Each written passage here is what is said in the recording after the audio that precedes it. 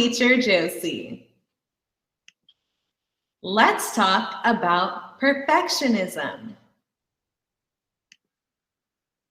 What does perfectionism mean? Perfectionism is the need to be or appear to be perfect, or even believe that it's possible to achieve perfection. Let's read Penelope Perfect by Shannon Anderson. Penelope Perfect, Shannon Anderson, illustrated by Katie Kath, Free Spirit Publishing.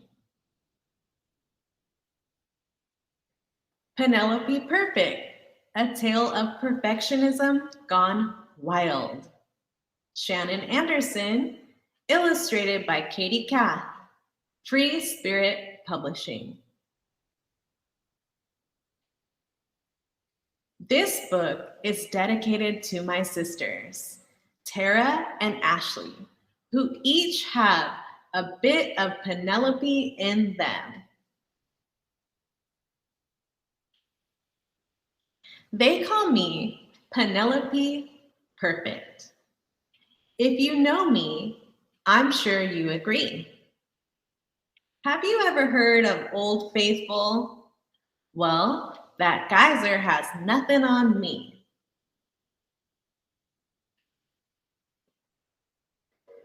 I wake up at 5 every morning to begin my daily routine. I smooth all the wrinkles out of my sheets and make my room perfectly clean.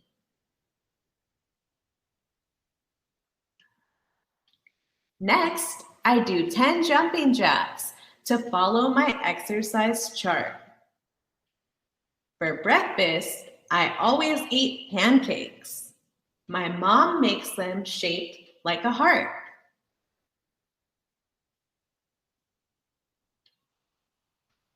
I pack up my lunchbox and school bag. I get dressed and I feed my cat Gus. I kiss my mom and dad goodbye and head outside to the bus.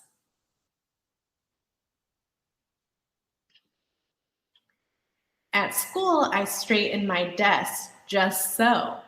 I sharpen 6 pencils too. I ask about extra credit and recheck the work that is due.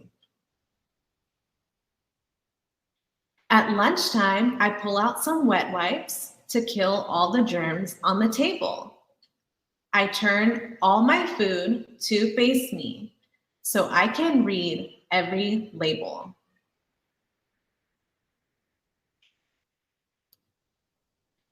At recess, I rewrite my lessons. I can't stand to have sloppy notes. I practice my spelling words twice and brush up on my Abe Lincoln quotes. I climb on the bus to go home and tackle my schoolwork at 4. I eat dinner with mom and dad, then study my lessons some more.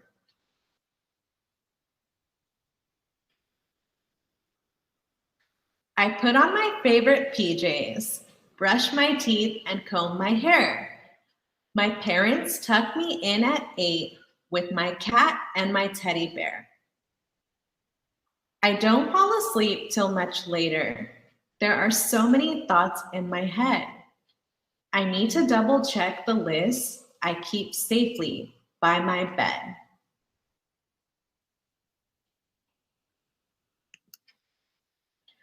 I love to be prepared with every detail on track, but sometimes a sudden storm throws things way out of whack.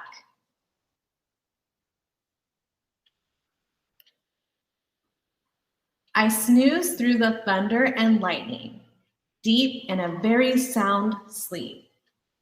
And at 5 o'clock in the morning, my trusty alarm clock doesn't beep. The storm must have knocked out the power. We've all slept till past 8 o'clock. I don't have time to shower or even to find matching socks.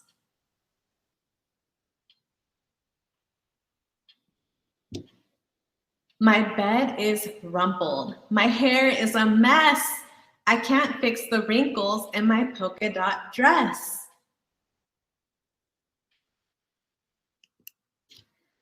I run to my parents' room, crying. What are we gonna do?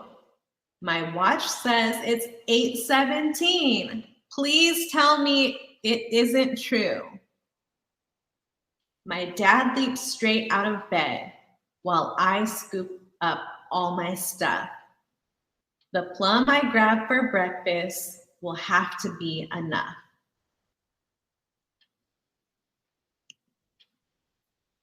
Dad takes me to school and I gulp. What will the other kids say? I've never been late for anything. I just know this will be a bad day.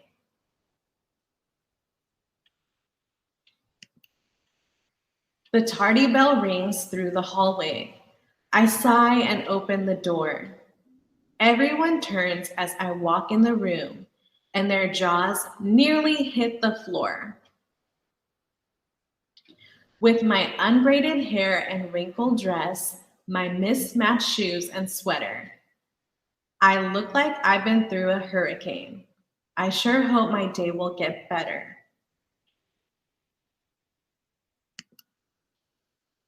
I wonder what I'll eat for lunch today, since I didn't have time to pack it. And what if my pencils all break in too? I'm not sure I can hack it.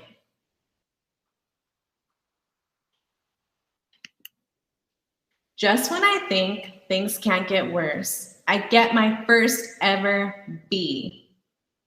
I slump in my chair with my head on the desk. What a catastrophe. My teacher walks over to see me. I'm sure she senses disaster. I'll kind of feel like crying, but instead, I burst into laughter. Why do I feel so giddy? Something strange is happening to me. My wrinkled clothes are so comfy, and my messy hair makes me feel free. I decided to go out for recess. My notes can wait for a while. The other kids look surprised at first, and then they start to smile.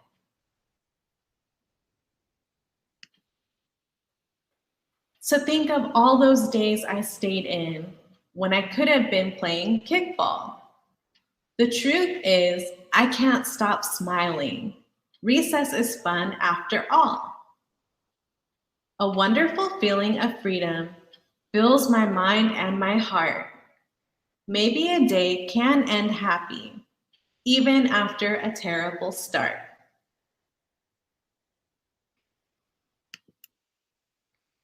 I survived this memorable school day, do my homework, and help mom and dad. I even leave time to play outside. I guess goofing off isn't so bad.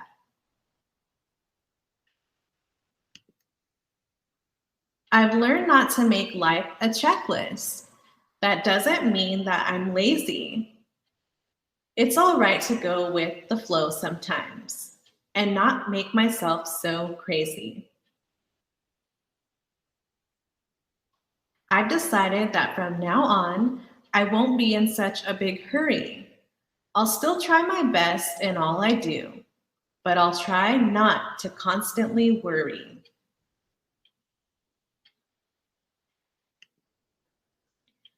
They call me Penelope Perfect.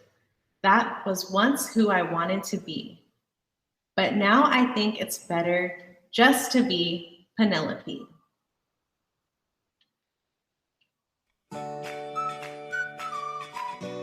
Why do you think Penelope's routine and schedule are so important to her?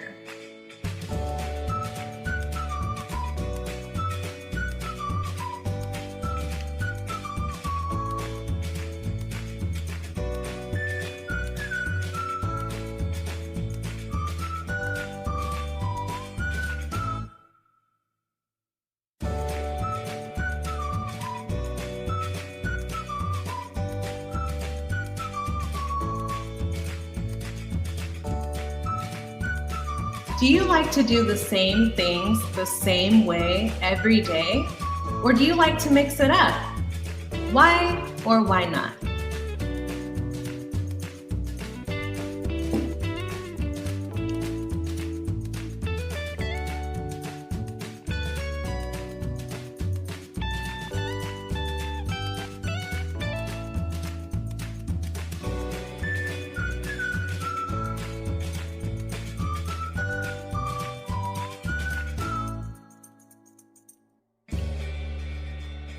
How do you think Penelope feels about the idea of making mistakes?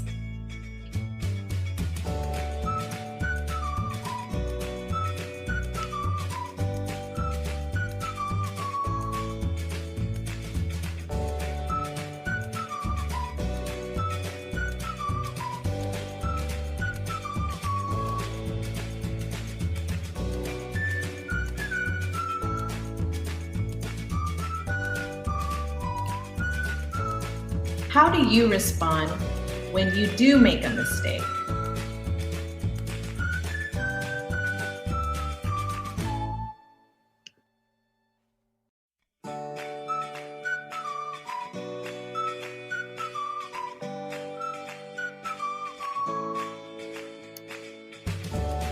Why do you think Penelope is worried about having messy hair and a wrinkled dress?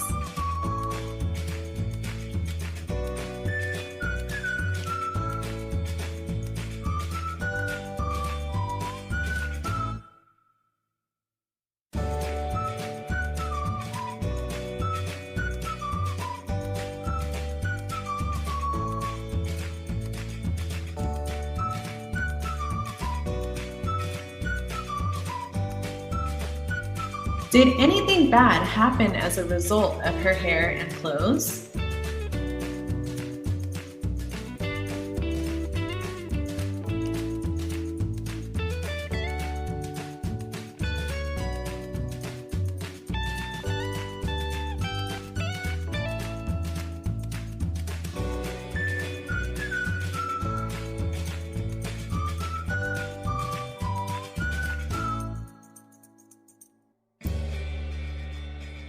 Have you ever been worried about something that didn't turn out to be a big deal?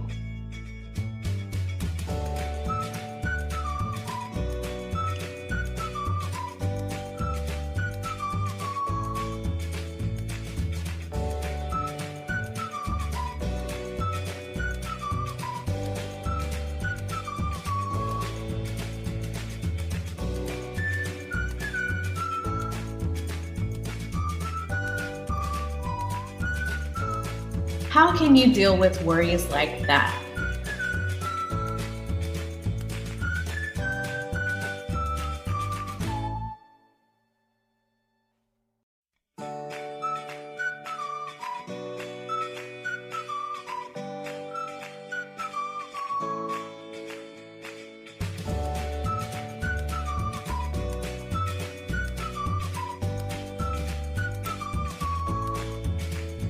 Have you ever seen a clown at a show make a mistake? When they do, they say, "Ta-da!" and the audience claps and cheers for them. The next time you make a mistake, say, "Ta-da!" and give yourself a hand. The show will still go on. Your life will still go on and be okay. Thank you, students, for learning about perfectionism with me. I hope you can take some of the things we learned in the book and use it in your life. I'll see you next time. Bye.